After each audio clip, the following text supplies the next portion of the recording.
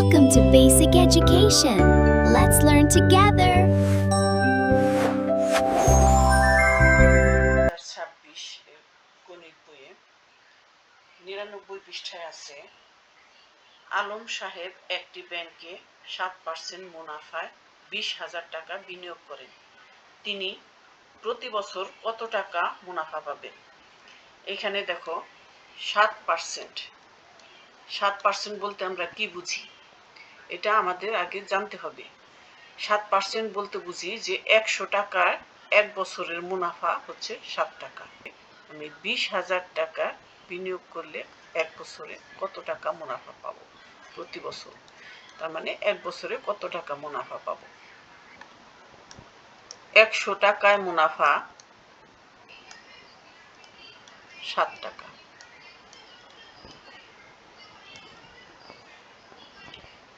সুতরাং 1 টাকায় মুনাফা 100 ভাগের 7 টাকা, সুতরাং 20,000 টাকায় মুনাফা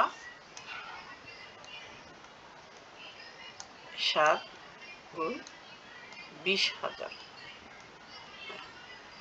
তাহলে আমরা সুবিধার্থে 200 এইভাবে কেটে দিই টাকা। 7 দ্বিগুণে 14 আর শূন্য আছে কয়টা? 2টা। তাহলে কি হলো?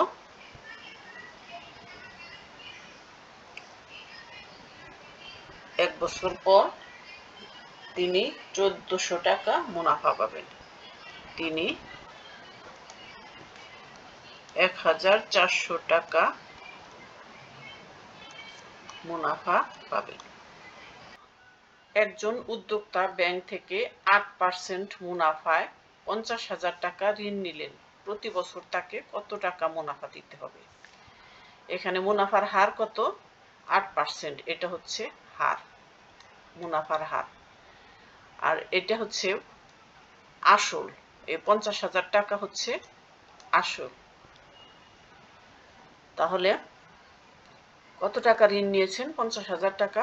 মুনাফার হার কত? 8%। তাহলে 100 টাকায় মুনাফা কত? 8 টাকা।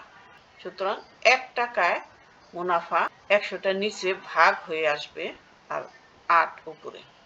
50,000 টাকায় মুনাফা 8, এখানে 50,000, নিচে 100। এই শূন্য, এই শূন্য, এই শূন্য, এই শূন্য আমরা কেটে দিলাম। তাহলে থাকে কত? 5। 8 আর 5 গুণ করলে 5 8 40, শূন্য আছে এখানে কয়টা? 2টা, 4,000 টাকা। তাহলে তাকে প্রতি বছর 4,000 টাকা মুনাফা দিতে হবে। এই হচ্ছে অঙ্ক।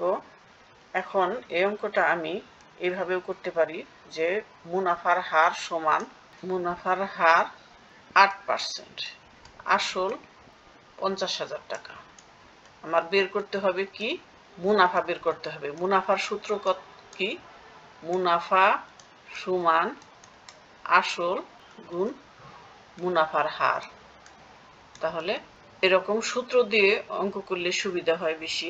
আসল হচ্ছে 50,000 গুণ মুনাফার হার হচ্ছে 100 ভাগের 8। 8% বলতে আমরা বুঝি 100 ভাগের 8। এভাবে এভাবে এখানে হলো টাকা। এই শূন্য, এই শূন্য আমরা কেটে দিলাম, এই শূন্য, এই শূন্য কেটে দিলাম। তাহলে রইল কত? 5 8 40 আর 2টা শূন্য, 2 টাকা। একই হলো। সুতরাং মুনাফা দিতে হবে 4,000 টাকা। এটা হচ্ছে এক বছরে দিতে হবে, প্রতি বছর। এখন 100 পাতায় যে অঙ্কটি আছে, নিচের সমস্যাটি সহপাঠীদের সঙ্গে আলোচনা করে দলে সমাধান করি। সোহেল তার খামারে 2,30,500 টাকা বিনিয়োগ করলেন। বছর শেষে বেড়ে 2,48,940 টাকা হলো। তিনি কত হারে মুনাফা পেলেন। সোহেল তার খামারে কত টাকা বিনিয়োগ করেছেন? 2,30,500 টাকা।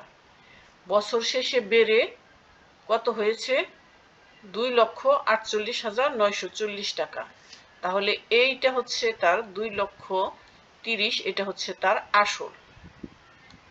এত আসল 2,30,500 টাকা তিনি বিনিয়োগ করে তার মোট 2,48,940 টাকা হয়েছে। তার মানে এখানে আসল আছে, আসলের সাথে এখানে মুনাফাও আছে। আসল আর মুনাফা হয়ে 2,48,940 টাকা হয়েছে। তাহলে আমরা এখান থেকে যদি আমরা 2,48,940 টাকা থেকে 2,30,500 টাকা বাদ দিলে যে টাকাটা থাকবে এটা হচ্ছে আমাদের মুনাফা। আমাদের বের করতে হবে কত হারে মুনাফা পেলেন।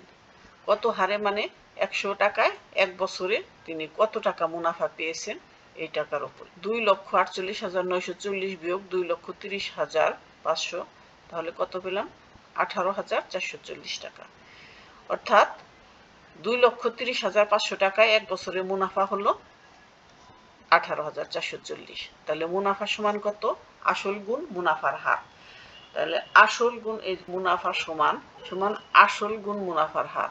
তাহলে মুনাফা আমাদের জানা আছে, আমাদের বের করতে হবে মুনাফার হার। এই অংশটা আমাদের বের করতে হবে। তাহলে আমরা কি করব? এখানে মুনাফা কত? 18,440 টাকা সমান আসল কত? 2,30,500 টাকা গুণ মুনাফার হার আমাদের জানা নাই, এটা আমাদের বের করতে হবে মুনাফার হার। তাহলে বা মুনাফার হার সমান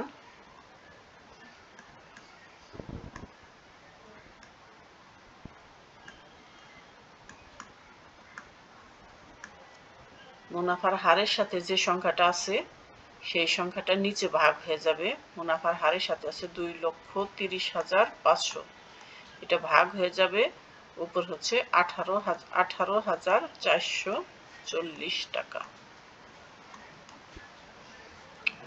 তাহলে আমরা এটাকে যদি ভাগ করতে যাই, এই শূন্য প্রথমে আমরা আউট করে দিই। তাহলে এইখানে আমরা ভাগটা করছি, দেখো কি হয়। 18,440কে আমরা ভাগ করব 23,050, এটা দিয়ে আমরা 1844কে ভাগ করব। যেহেতু যায় না 1844 23,000 থেকে অনেক ছোট, যায় না, এই জন্য আমরা এখানে একটা শূন্য দিয়ে দিলাম। শূন্য দিলে বিয়োগ করে দিলে 1844 থাকে, আমরা এখানে একটা দশমিক দিয়ে একটা শূন্য নিয়ে আসলাম। তাহলে কত হলো? 18,440। 18,440 এর মধ্যে 23,050 ভাগ করা যায় না, তাই এখানে আমি আরেকটা শূন্য দিয়ে দিচ্ছি। শূন্য দিয়ে এইখানে আমি একটা শূন্য দিয়ে দিলাম। এখন আমার কয়বার যায় দেখতে হবে। আমরা মোটামুটি অনুমান করি যে 8 বার যাবে। গুণ করে দেখি, এই 8 এর সাথে এই শূন্য গুণ করলে 0, তারপরে 8 এর সাথে এই 5 গুণ করলে 5 8 40 এর 0, হাতে রইল 4। 8 এর সাথে 0 গুণ করলে 8 0 0, আর হাতের 4 এ 4, হাতে এবার কিছুই নাই। 3 8 24 এর 4, হাতে রইল 2, 8 দ্বিগুণে 16 আর 2 এ 18। তাহলে দেখা যাচ্ছে যে আমরা কত পেলাম? আমরা পেলাম 0.08। আর এই 0.0 এটাকে যদি আমরা পার্সেন্ট করি, এখানে পার্সেন্ট আছে, 0.08 এটাকে পার্সেন্ট করলে কত হয়? হ্যাঁ, এটাকে আমরা সাধারণ ভগ্নাংশে যদি রূপান্তর করি তাহলে দশমিকের জন্য একটা 1 আর 2টা ঘর আছে, তার জন্য 2টা শূন্য, আর এখানে 8। তার মানে 100/8 সমান 8%। তাহলে আমরা এখানে কি লিখতে পারি? 8%। এখন এই অঙ্কটা আমরা যদি সূত্রের সাহায্যে করি তাহলে আমাদের আরেকটু সুবিধা হবে। আমাদের কি কি দেয়া আছে সেটা আগে লিখব। যে আসল দেয়া আছে 2,30,500 টাকা। আর মুনাফা সহ আসল দেওয়া আছে কত 2,48,940 টাকা। তাহলে এখান থেকে আমরা মুনাফা সহ আসল থেকে আসল বাদ দিলে আমরা মুনাফা পাবো। মুনাফা সমান 2,48,940 বিয়োগ 2,30,500।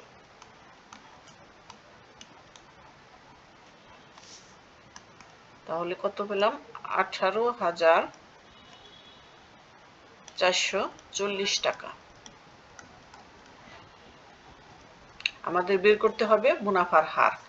তাহলে মুনাফার হার নির্ণয়ের সূত্র, কতগুলো সূত্র আছে মুনাফার হার নির্ণয়ের সূত্র।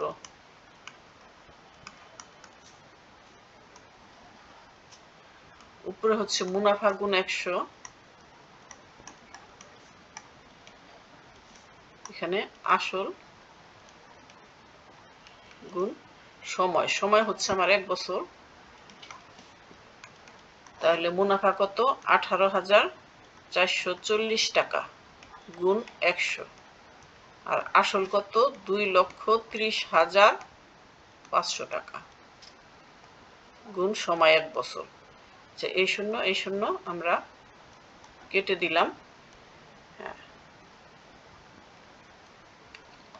এইখানে আমরা ভাগ করব 305 দ্বারা 18,440 ভাগ করব। আমরা সরাসরি 8 বার আমরা এর আগে ভাগ করে দেখেছি, 8 বার যায় 5 8 40, হাতে রইল 4, 8 0 0 আর 4 4, 3 8 24, হাতে রইল 2, 8 2 16 আর 2 18। তাহলে 8, মুনাফার হার 8, এটা হচ্ছে পার্সেন্ট। তাহলে মুনাফার হার